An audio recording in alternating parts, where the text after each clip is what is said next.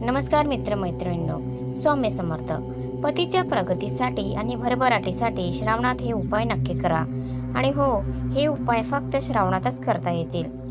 Number 1. एका भांड्यात पाणी घ्या आणि त्यात काळे तीळ मिसळा. सकाळी याच पाण्याने स्नान करावे.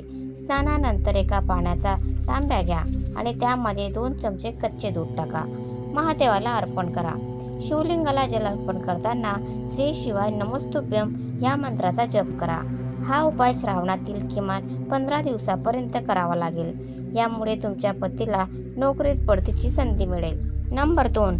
श्रावण महिन्यात मंदिरात घंटादान केल्याने तुमच्या जीवनात सुख समृद्धी येईल. करिअरमध्ये येणारे अडथळेही दूर होतात. त्याचबरोबर मंदिरात भस्म देखील दान करावे.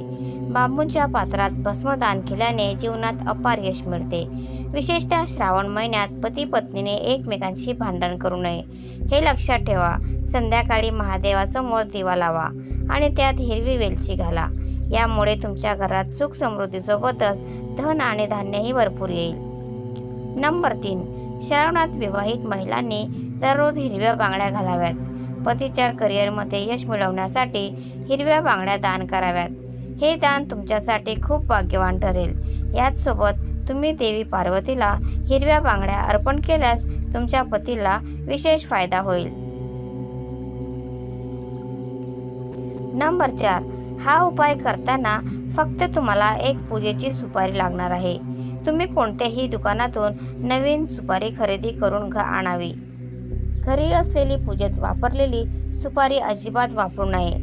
ती सुपारी आणल्यानंतर कोणत्याही दिवशी, कोणत्याही वारी, सकाळी किंवा संध्याकाळी ही सुपारी तुमच्या देवघरात ठेवावी. देवघरात ठेवल्यानंतर त्या सुपारीला हळदी, कुंकू, अक्षता, फुले वाहून तिची पूजा करावी. अगरबत्ती, दिवा ओवाळावा. त्यानंतर सुपारीच्या समोर बघत तुम्हाला एक मंत्र बोलायचा आहे. तो मंत्र असा आहे: ओम नमो भगवते वासुदेवाय नमः. तुम्हाला हा मंत्र 21 वेळा बोलायचा आहे. मंत्र बोलून झाल्यानंतर ती सुपारी उचलायची आणि त्यानंतर एखाद्या सफेद रंगाच्या कपड्यामध्ये ती सुपारी बांधायची आहे. ती सुपारी बांधून झाल्यानंतर तुमच्या घराच्या मुख्य दरवाजापाशी लावायची आहे की तुम्ही डाव्या किंवा उजव्या बाजूला ती बांधायची आहे. पण ती सुपारी घराच्या आतून बांधायची आहे, बाहेरून नाही. आतून बांधायची म्हणजे बाहेर कोणाला दिसणार नाही. आतून तुम्ही एखादा खिळा लावून ती सुपारी बांधायची आहे. त्यामुळे घरातील प्रत्येक सदस्यांची प्रगती होईल, आर्थिक स्थिती बळकट होईल, घरात सुख समृद्धी शांती नांदेल. हा उपाय महिलांनी अवश्य करावा. नंबर 5. घरात नवग्रह शांती करा. जीवनात सुख आणि प्रगतीसाठी नवग्रह शांती करा. याने तुमच्या कुंडलीतील सगळे ग्रह शुभ होतील आणि मग त्याचे शुभ परिणाम तुम्हाला मिळतील. नंबर 6. पिवळ्या रंगाच्या वस्तू दान करा.